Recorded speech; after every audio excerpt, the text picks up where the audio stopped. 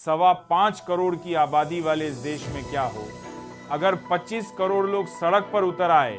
दोस्तों, आज भारत बंद है और जानकारी के हिसाब से करीब 25 करोड़ लोग, जी हाँ 25 करोड़ लोग सरकार विरोधी नीतियों के लिए सड़क पर उतर सकते हैं। अगर आप भी कोई प्राइवेट जॉब करते हैं या सरकारी दफ्तरों में जाते हैं या फिर कल आपका बैंक में कोई काम है या फिर रोडवेज की बस इस्तेमाल करना चाहते हैं, तो ये खबर जरूर देखिएगा और जितना हो सके अपने दोस्तों के साथ शेयर भी कीजिएगा, क्योंकि इस भारत बंद का आप पर क्या असर पड़ेगा और आखिर कैसे केंद्र की मोदी सरकार की भयानक आलोचना करते हुए 25 करोड़ लोगों ने, जी हाँ देश के 25 करोड़ बाशिंदों ने भारत बंद का आह्वान किया है, ये मैं आपको बताने वाली हूँ।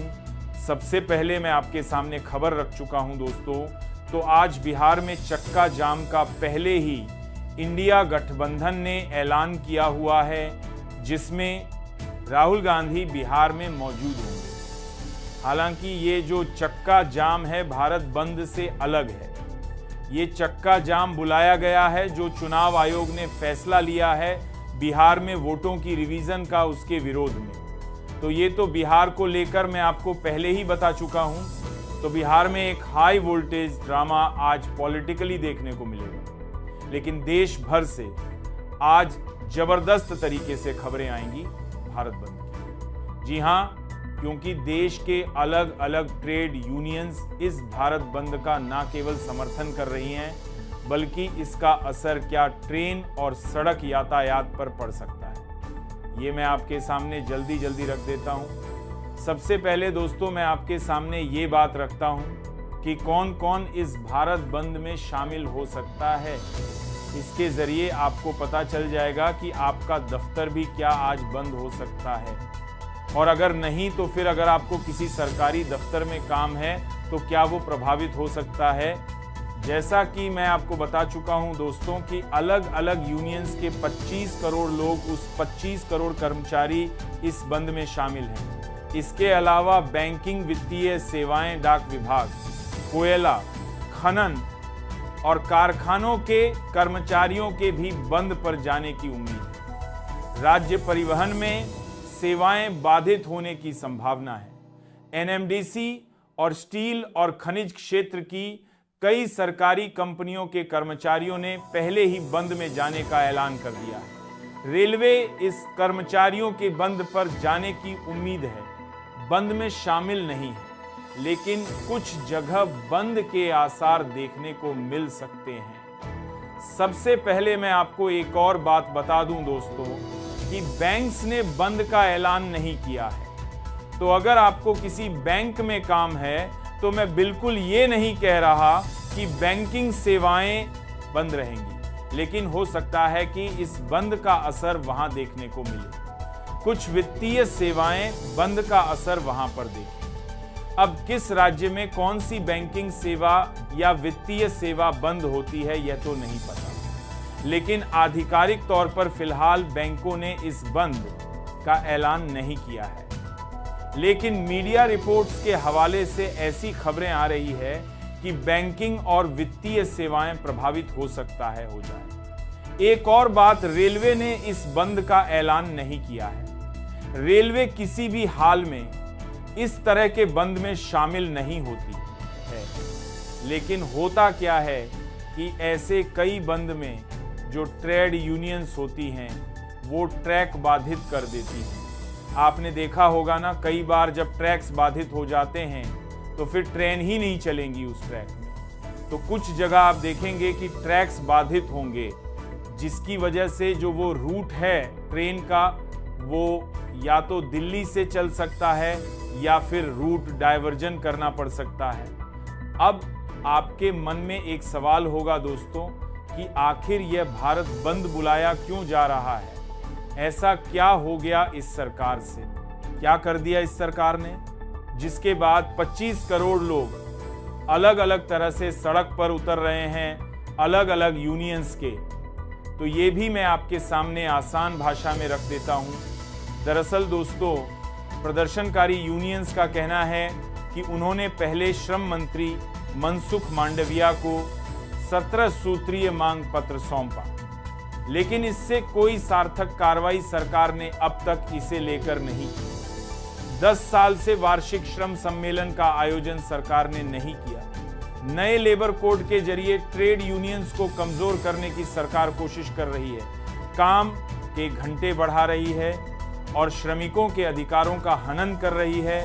निजीकरण और संविदा कर्मचारियों और नौकरियों को बढ़ावा दिया जा रहा है। भर्तियों और बेहतर वेतन की मांगों को लगातार नजरअंदाज किया जा रहा है। दरअसल दोस्तों, आपने देखा होगा पूरे देश में, देश के अलग अलग राज्यों में, चाहे किसी की भी सरकार हो, कांग्रेस की हो या बीजेपी की हो, एक नया पैटर्न शुरू हो गया।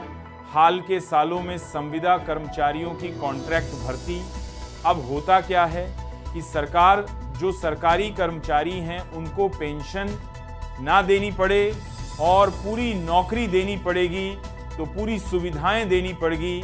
इससे बचने के लिए कॉन्ट्रैक्ट में भर्ती करती है और लोग कॉन्ट्रैक्ट में भर्ती हो भी जाते हैं, क्योंकि भाई आजकल आपको पता ही है नौकरी का इतना बड़ा टोटा है, तो अगर कॉन्ट्रैक्ट में भी भर्ती मिलती है सरकारी दफ्तर में तो आदमी शामिल हो जाता है, लेकिन उसमें एक्सप्लिटेशन बहुत ज़्यादा होता है। एक पैसा आपका नहीं बढ़ता, आप सालों साल काम करते रहे, आपका पैसा नहीं बढ़ेगा।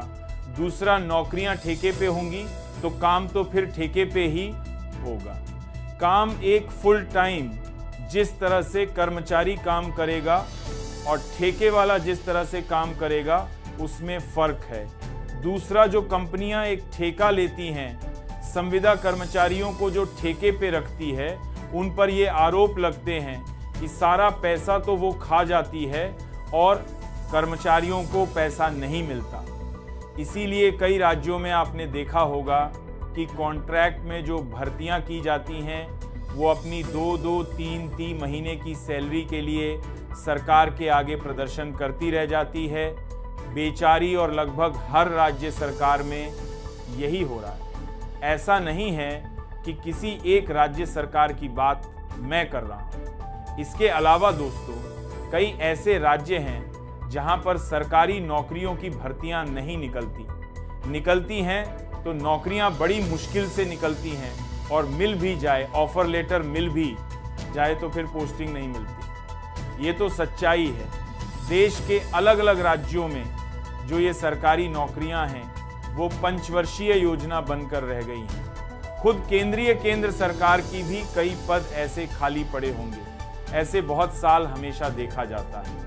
दोस्तों, इसकी वजह से क्या होता है, जो लोग काम कर रहे हैं उन पर ज़्यादा बोझ पड़ता है, और वो लोग जो मार्केट में बेरोजगार घूम रहे हैं, आप उनको वर्क फोर्स में ऐड नहीं कर पाते। सरकार इससे अपना खर्चा तो बचा लेती है, लेकिन ऑल टोटल अगर आप देखें तो देश को एक तरह से देश के श्रमिकों को नुकसान पहुंचता है, और इसी को लेकर अलग अलग इन मुद्दों को लेकर ये भारत बंद बुलाया गया है, जिसका व्यापक असर देखने की उम्मीद है। इनफैक्ट बड़े शहरों में तो इसका व्यापक असर जरूर दिखेगा। यहाँ मैं आपको ये बताया गया है, देता हूँ दोस्तों, कि वो ट्रेड यूनियंस कौन कौन सी हैं जो इस भारत बंद का ऐलान कर चुकी हैं।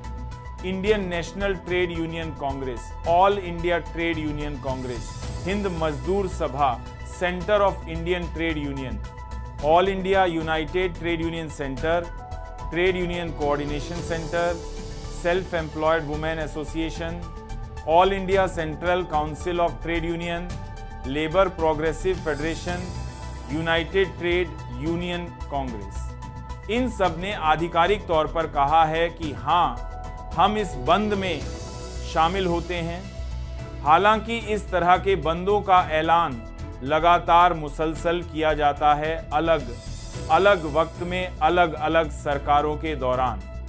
जैसे दोस्तों 26 नवंबर 2020 में इस तरह के भारत बंद बुलाए गए थे। इसके अलावा 2022 में बुलाए गए थे, 2024 में भी बुलाए गए थे, और अब 2025 में बुलाए जा रहे हैं। और इस तरह के भारत बंद बुलाकर ये जो श्रमिक होते हैं ये अपनी ताकत का एहसास दिखाते हैं, अपने ट्रेड यूनियंस के जरिए बताते हैं कि अगर वो एक दिन काम नहीं करेंगे तो सरकार को कितना नुकसान हो सकता है, और होता भी है। सड़क पर अब आप देखिएगा, दिल्ली एनसीआर के जो बॉर्डर्स हैं वहां पर अगर इस बंद का असर दिखा तो अगर आप प्राइवेट नौकरी करते हैं तो हो सकता है कि आप ट्रैफिक बाधित हो जाए तो आपको पहुंचने में देरी हो जाए। हालांकि प्राइवेट कर्मचारियों का इसमें कहीं शामिल होने की कोई खबर नहीं है, लेकिन ट्रेड यूनियंस का कहना है कि उन्होंने आह्वान किया है प्राइवेट नौकरियों में काम करने वाले लोगों के साथ भी इस ट्रेड यूनियन में शामिल होने के लिए। हालांकि प्राइवेट नौकरी करने वाले के लिए तो बड़ी मुश्किल है, कहाँ उसको छुट्टी मिलती है, घर में माँ बीमार हो जाए उसकी छुट्टी मिलना मुश्किल है।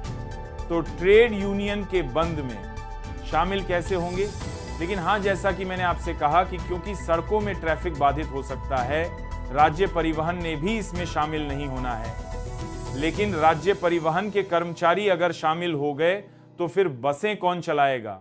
इस वजह से यह माना जा रहा है कि राज्य परिवहन में कुछ राज्यों में हो सकता है कम से कम दोपहर तक तो असर देखने को ही मिले, और खास तौर पर इस तरह के भारत बंद का जो असर होता है वो 2:00 बजे से पहले खूब देखने को मिलता है, फिर शाम होते होते असर खत्म हो जाता है।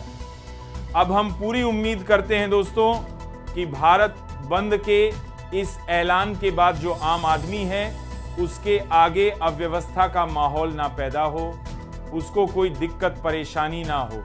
हाँ, स्कूल कॉलेजेस भी बंद नहीं है, लेकिन यहां मैं आपको बता दूं, श्रमिकों की यही कोशिश होती है कि कैसे भी करके काम बाधित हो, क्योंकि काम रुकेगा तभी श्रमिक ये बता पाएंगे कि उनके सड़क पर आ जाने से क्या नुकसान होता है।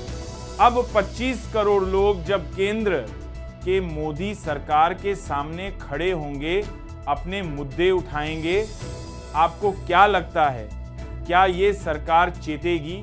महत्वपूर्ण यह भी है दोस्तों कि ब्राजील के ब्रिक्स सम्मेलन को खत्म करके प्रधानमंत्री कल तक हो सकता है कि भारत वापस आ जाए, हो सकता है आज रात तक आ जाए या कल सुबह तक आ जाए, तो हो सकता है कि पीएम आए हो बस इतनी लंबी विदेश यात्रा से और उनके सामने 25 करोड़ लोग खड़े हो जाएं। आप इस मुद्दे पर क्या सोचते हैं दोस्तों?